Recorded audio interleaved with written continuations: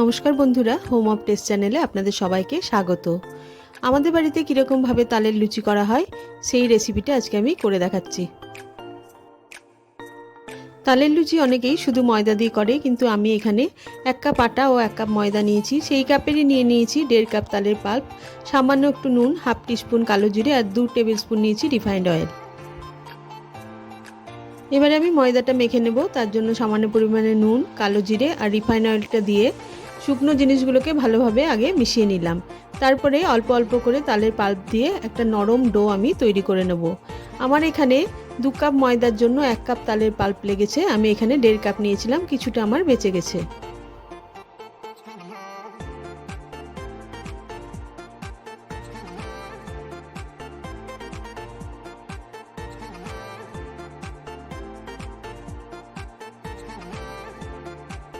ময়দাটা আমার মাখা হয়ে গেছে। এবার আধ ঘন্টার জন্য ঢাকা দিয়ে রেখে দিলাম।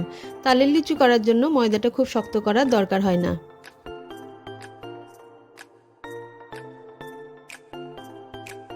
সমস্ত লুচিগুলো আমার কেটে নেওয়া হয়ে গেছে। এবারে একে একে লুচিগুলো বেলে নেব। এবার লুচিগুলো ভেজে নেওয়ার জন্য কড়াইয়ে বেশ কিছুটা পরিমাণে রিফাইন্ড অয়েল দিয়ে দিয়েছি। তালের লুচি ভাজার জন্য খুব বেশি যদি তেলটা গরম হয়ে যায় তাহলে খুব তাড়াতাড়ি পুড়ে যায়। সেই জন্য আঁচটা মাঝারি রেখে লুচিগুলো দুই দিকটা সোনালি রং ধরা অবধি ভেজে নিয়ে তুলে নিতে হবে।